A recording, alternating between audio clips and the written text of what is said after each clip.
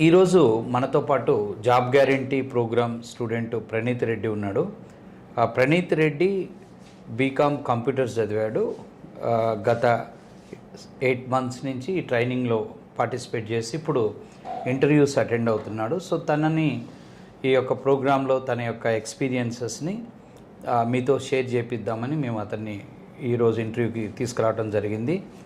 Yeah Praneeth, just first నీది introduction బ్రీఫ్గా ఇవ్వు. నీ పేరు, క్వాలిఫికేషన్, ఇంటర్మీడియట్ ఎక్కడ చదివావు, గ్రూప్ ఏంటి, డిగ్రీ ఎక్కడ, గ్రూప్ ఏంటి, ఏ ఇయర్ పాస్ అయ్యావు? Sir my name is Praneeth sir. నేను బీకామ్ కంప్యూటర్స్ చదివాను. నార్మల్గా కూర్చో, నార్మల్గా. బీకామ్ కంప్యూటర్స్ చదివాను సార్. ఇంటర్మీడియట్ ఏంటి? Intermediate CEC sir. సిఈసి ఏ కాలేజు? ఇది Saint Francis Xavier college Barkatpura sir. గట్టిగా. Saint Francis Xavier college Barkatpura sir. Barkatpura. ఏ ఇయర్ పాస్ అయ్యావు?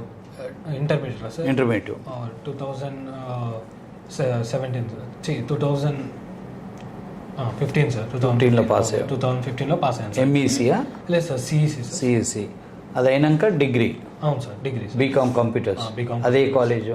అది నుపత్రంగా డిగ్రీ కాలేజ్ అని కాచిగూడలో ఉంది సార్. ఏ ఇయర్ పాస్ అయ్యావు? 2022లో సార్. 22 అంటే రీసెంట్గా. సో తర్వాత అంటే మీ పేరెంట్స్ పేరు? మా పేరెంట్స్ పేరు, మా ఫాదర్ పేరు జనార్దన్ రెడ్డి సార్. మా మదర్ పేరు నాగలక్ష్మి సార్. ఎక్కడ మీరు? సిటీయేనా? మ్యాక్సిమం నేను చిన్నప్పటి నుంచి సిటీలోనే పెరిగాను సార్. కానీ మా ఫాదరు ఇక్కడ కడపలో ఉన్నారు సార్. ఓకే. వాళ్ళ ప్రాపర్ అక్కడ సార్, నా ప్రాపర్. రైట్. ఆ తర్వాత డిగ్రీ అయినాక మామూలుగా అయితే ఎవరైనా కానీ ఎంకామ్ చేస్తారు లేదా ఎంబీఏ అట్లా చేస్తారు. ఎందుకని పీజీకి ఎందుకు వెళ్ళలేదు? అంటే మెయిన్గా నా గోల్ సాఫ్ట్వేర్ సైడ్ వెళ్దామని ఉండే సార్. అంటే సపోజ్ మై బ్రదరు కొంచెం ఎక్స్పీరియన్స్ సార్. ఆయన గోల్ అయితే సాఫ్ట్వేర్ ఇంజనీర్ ఉండే సార్. సో మా మదర్, మా ఫాదర్ కూడా దానికే ప్రిఫర్ చేస్తారు సార్, సాఫ్ట్వేర్ సైడ్ పోవాలి. సో ఈ తర్వాత మీరు డిగ్రీ అయినాక ఫస్ట్ అంటే ఇక్కడికి వచ్చారా, అంటే వేరే కోర్స్ చేశారా, డైరెక్ట్ .NETకి వచ్చారా? లేదు సార్, చేశాను. కాకపోతే ఏ కోర్స్ చేయనియారు? జావా నేర్చుకున్నారు వేరే దగ్గర? అవును సార్, వేరే దగ్గర జావా నేర్చుకున్నాను. కానీ నాకు అక్కడ ఎక్కువ అర్థం కాలేదు. ఎన్ని రోజులు వెళ్ళారు జావాకి? నేను 2 months వెళ్ళాను సార్. అక్కడ 2 months జావా చేశాను. అక్కడ చేసిన తర్వాత నాకు అంత ఫుల్ఫిల్ అనిపించలేదు సార్. ఎందుకంటే నేను నాన్ ఐటీ స్టూడెంట్. ఇక్కడ ఆడియన్స్ కూడా అర్థం చేసుకోవాల్సింది ఏంటంటే, జనరల్గా మనకి డిగ్రీ బీటెక్ అయిపోయినాక ప్రోగ్రామింగ్ నేర్చుకోవాలనుకున్నప్పుడు జావా అనేది బాగా వినపడుతుంటుంది. So that's why everybody will jump into Java. But ఇతను 2-3 నెలల తర్వాత అర్థం కాకుండా డ్రాప్ అయ్యి వచ్చావు. సో ఇక్కడ యాక్చువల్గా ఏంటంటే, మనం జావా చెప్పిన వాళ్ళను ఆ ఇన్స్టిట్యూట్స్ని బ్లేమ్ చేయటం కంటే కూడా జావా అనేది extraordinary programming platform, no doubt about it, job opportunities. కానీ జావా నేర్చుకోవటం అనేది కొంచెం కాంప్లికేటెడ్. ఆ ప్రోగ్రామింగ్ చాలా కాంప్లికేటెడ్. సో అది నువ్వు గమనించావా? .NETకి వచ్చినాక ప్రోగ్రామింగే రెండు ప్రోగ్రామింగే. కానీ జావా ప్రోగ్రామింగ్కి .NET ప్రోగ్రామింగ్కి కొంచెం బాగానే డిఫరెన్స్ ఉంటుంది. కాంప్లికేటెడ్ కోడింగ్, అంటే కోడింగ్ నేర్చుకోవడం అది కొద్దిగా కష్టం.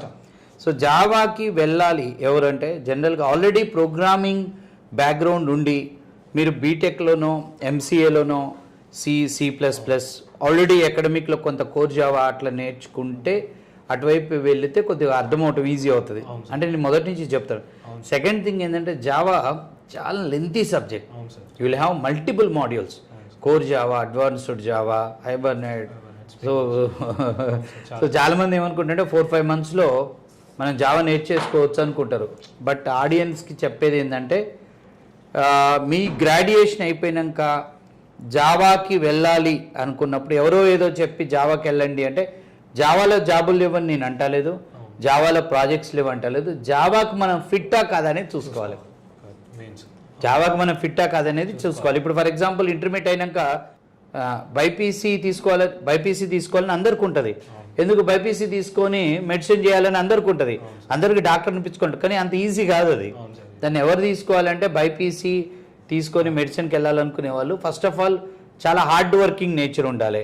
అండ్ మనకి ఇంజనీరింగ్ సీట్స్ లాగా మెడిసిన్ కాలేజెస్ ఉండవు, తక్కువ ఉంటుంది, హెవీ కాంపిటీషన్. అంటే దాని జోలికి పోకపోవడమే మంచిది. అంటే దాని లెవెల్ ఉన్నోడికి ఆ స్థాయిలో కష్టపడే మనస్తత్వం ఉండి మెడిసిన్ చదవాలనుకునే ప్యాషన్ ఉంటే వెళ్ళొచ్చు. అట్లనే జావా అనేది వెరీ కాంప్లికేటెడ్ సబ్జెక్టు, అందుకే నీకు బయటకు వచ్చావు. నువ్వే కాదు, జావా నేర్చుకుంటున్న స్టూడెంట్స్ 100 మంది ఈరోజు జావా బ్యాచ్లో జాయిన్ అయితే చివరికి డెస్టినేషన్కి వెళ్ళే వాళ్ళు 10% కూడా ఉండరు. అవును సార్. ఎందుకంటే సిలబస్ వైజ్గా కూడా చాలా లెంతీ ఉంటుంది, అవును సార్. కొత్త దాకా వెళ్ళరు. చాలా కష్టం. సో దాని బదులు ఓ దాంట్లోకి వెళ్ళి మళ్ళీ దిగి బయటకు వచ్చే బదులు జాయిన్ అయ్యేటప్పుడే మన కరెక్ట్ ప్రోగ్రామింగ్ ప్లాట్ఫామ్ ఏంది అన్నప్పుడు జావాకి ఆల్టర్నేట్గా నెక్స్ట్ ఈజీ ప్రోగ్రామింగ్ ప్లాట్ఫామ్, కొంచెం మీకు ఏదైనా ప్రోగ్రామింగ్ బ్యాక్గ్రౌండ్ సరిగ్గా లేకపోయినా ఈజీగా నేర్చుకునేది .NET.